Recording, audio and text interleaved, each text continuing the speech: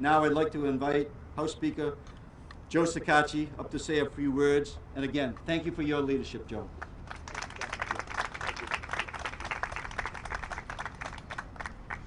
Thank you, Governor. It's always a pleasure to be here, and with you and the Senate President, it seems like we've done a lot of these that we've normally not done, and they're all good for the state, so let's keep them going. So thank you, Governor, for your leadership and your collaborative effort, along with my good friend, the Senate President.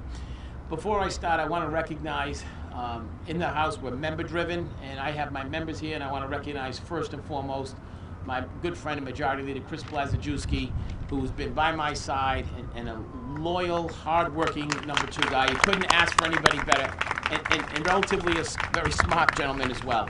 Oh, I don't need that, don't worry. And of course, Chairman Abney. Marvin Abney, God bless you for everything you do for the state and the way you do it. The amount of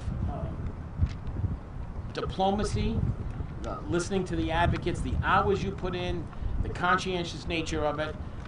You're a credit to the state, to yourself, to your constituents in Newport, and Chairman, I can't thank you enough. Our first Vice Chair, yes, absolutely, absolutely. Our first Vice Chair, my good friend Scott Slater from the City of Providence.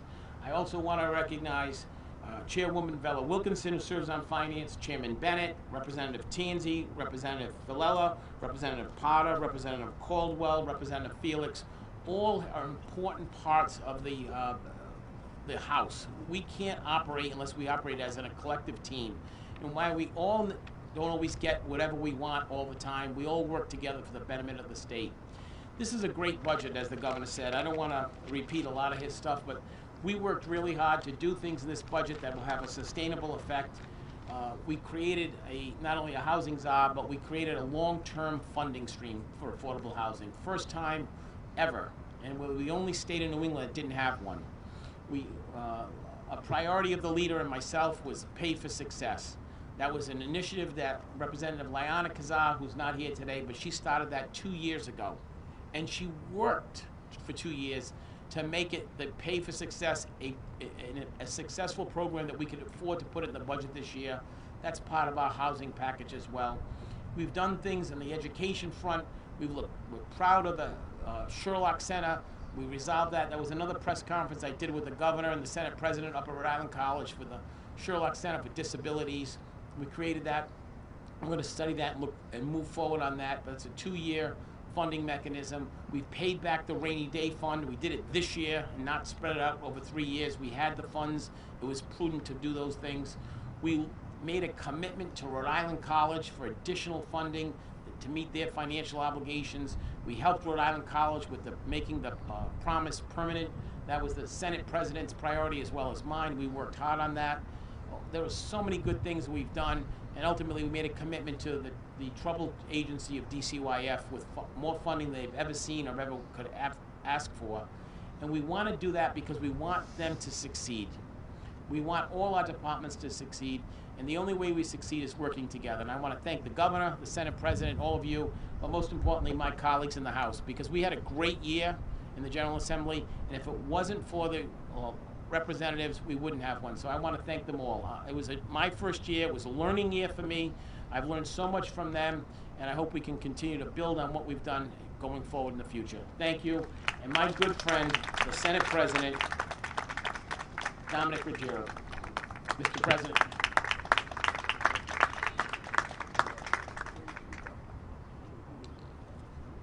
Thank you very much, Mr. Speaker, and I want to thank the governor for his comments earlier. Everyone is right. This is a great year. It's a great budget. It's something that we've worked very hard on during the course of the year, and it has a number of great things in it. For the first time ever, we have a revenue stream so that we can address one of our chronic problems in the state, which is affordable housing. And we've accomplished that. And also, for the first time in 30 years, we've increased the cash assistance levels to those who needed it. So those are two things that I know the Senate is very proud of. We fully funded education and added resources to higher education, especially in Rhode Island, at Rhode Island College. And also we promoted the Promise Plan. And I want to thank both the governor and the Speaker for including these items in the budget because they were priorities for the Senate for over a number of years. So I want to thank them both, not only for their understanding, but for their sense of inclusiveness as to what they've done.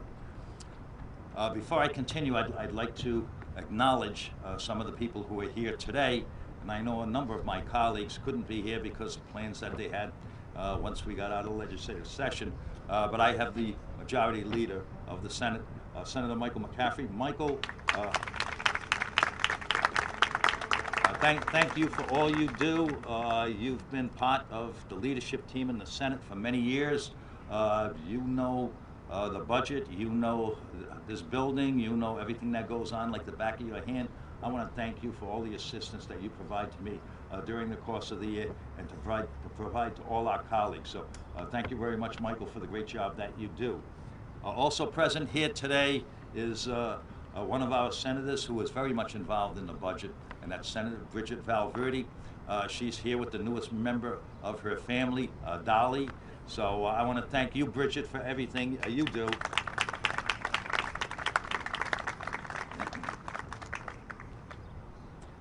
We have 91 new jobs going to DCYF, and I think that's very important because these are the people that are in state care that really need our help.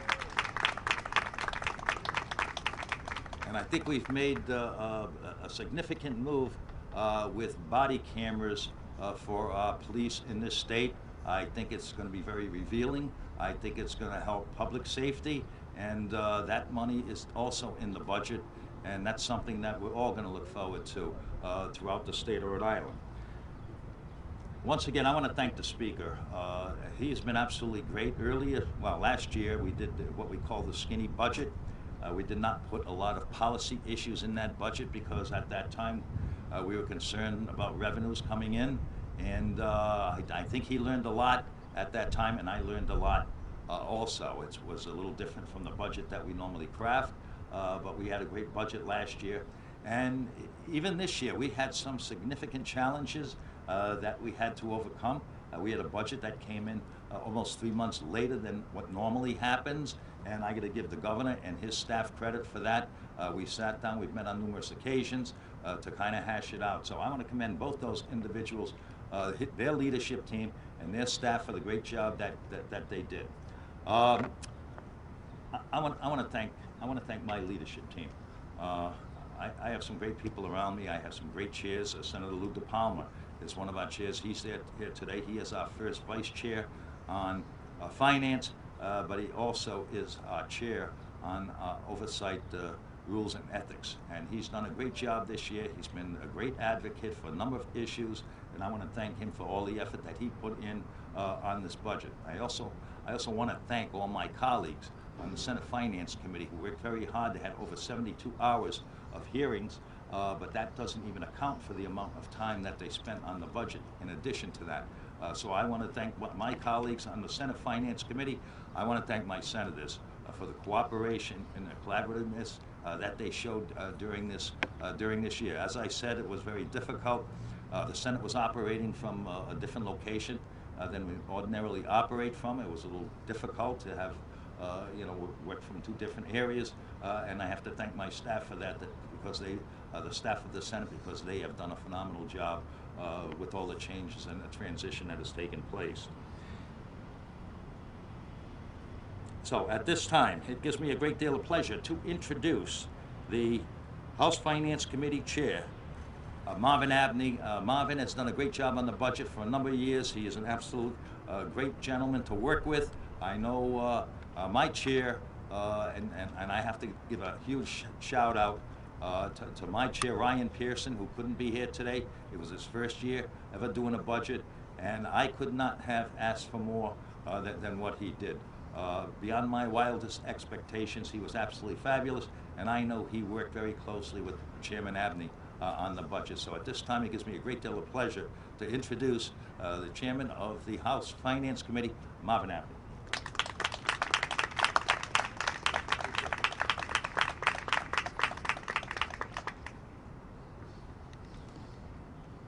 Thank you very much, Senate President.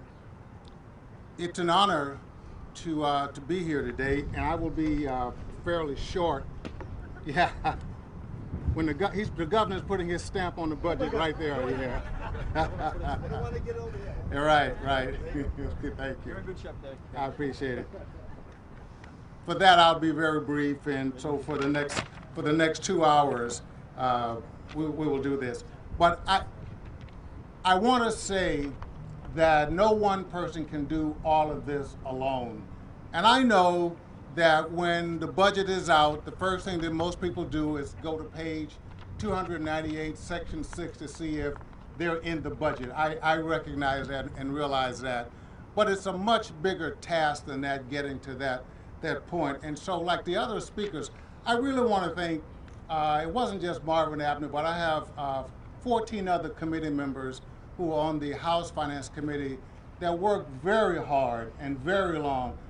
I had subcommittee chairs who were at work. One is a farmer, and he would be on his tractor while we were having meetings, Zoom meetings, to make this work. So there are a lot of people who've done a lot of good work in this.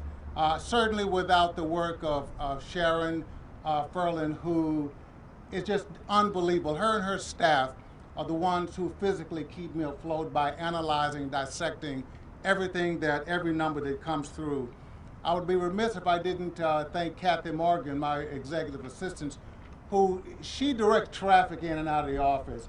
It is amazing at the amount of people that want to get a chance to talk to the chairperson, and Kathy does a great job in making sure we get to see almost every single one of them. And in room 35, we didn't get to spend a lot of time there this year, but Chris and Steve do a great job of making sure that room is ready for everybody who comes to talk to us. And Nick Bodano, who's our technical guy. This was a challenging year in a lot of ways because we had to do a lot of things electronically. And Nick and his group, Capitol TV, and as the Senate President said, I could not have done this without the help of the Senate, whom I work with weekly when we're going through the budget. And I know Ryan is not here today, but his heart is here. And I just want you to know that I love the guy. He works hard. He's got a lot of spirit, a lot of spunk, and that's him. And it makes things work. And also the executive branch, Director Warmer is a great guy, Governor. He keeps us afloat. He lets us know what's going on and how to get things done. But I would like to say shortly that when I put together or help put together a budget, I'm looking for some of the bigger things in the fiscal world. Like, we met all of the needs that the state actually required to have. Some people think and some people ask for things that were not required by the state, but we wanted to make sure before we did any of that we met all of those needs, and we did that. We have kept over the last 5 or 6 years and are beginning to keep the state on sound fiscal territory. I know, forget about what you hear in the papers and on the news, that sort of thing. If you really look at what we do, we survived this crisis because the years before that, we didn't rush into things that we couldn't do. So if you're on a good financial fiscal basis, you can do a lot of things. As I already mentioned, we paid back our rainy day fund. The promises that we made to Rhode Islanders, we kept it in this document. We kept the car tax relief going that people wanted for such a long time. It is important that is not a document for the House and the Senate and the executive branch. That's a document for the people of Rhode Island. And we try to make sure that the trust in what we do is being rebuilt, because if we tell you we're going to do something, we're going to do it. If we tell you we can't do something, then we can't do it at that point. It's pretty easy to understand that. But we have made investments in education and housing and health, in the environment. And as I said, this has been an absolutely collaborative process. There were a lot of moving parts to this. I want to thank all the advocates who still call me. I've gotten called for advocates yesterday. Without the information from the advocates, we would not know exactly what is needed. But that happens, and I'm glad of that. We have 113 representatives and senators that represent 1 million+ people. And that's what this document is designed to be for that 1 million+ people, not just the people who are in this building here, so that we can make sure that we're doing the things that we should do for the folks that we really care about. I want to end by saying that, and I say it every time at the end of one of these budgets, it's not about Marvin Abney, but it's about all of our kids who some are in the military, some are not. As you know, I'm retired from the military, but there are Rhode Islanders, including my son. There are Rhode Islanders who are in far-flung places around this earth. Just because it looks like war is winding down in one place, trust me, there are Rhode Islanders who are in danger at this point. I want those people who serve, whether you become a truck driver, whether you become a lumberjack, whether you become a fisher person, whether you become a scientist, I want people to know that you can come back home to Rhode Island. And when you get back here, you're going to have a system that supports you. That's why I do what I do. There are days I don't feel well, like most of you. But there are days that soldiers, sailors, airmen, Marines, people in the Coast Guard don't feel well either, but they're still on duty. That makes a difference to me. That's why I do what I do. I don't have to do this, but I'm driven because all of us will have kids, grandkids perhaps. They are going to grow up here, and we want them to grow up in a society that respects them, but one that they can prosper in. The reason we continue funding education is so that every child who puts in the sweat equity, as my mother in Texas used to say, if you put the sweat equity in, you'll get something good on the other side coming out. And if we have systems in place that can happen, then I can rest and say I've done my job. It's just not simply about the numbers. Now, it gives me great pleasure to introduce a great friend of mine who's an Aquidneck Islander. If you need something, call Lou at 12 o'clock at night and he'll answer his phone. That's just before he's gotten on his exercise machine to get ready for the next day.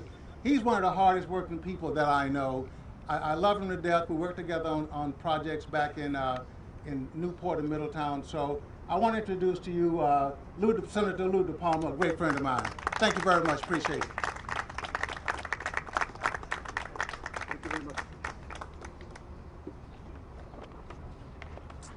Thank you very much. I am very pleased to join everyone here today. The budget is a product of dozens and dozens of hours of hard work and collaboration.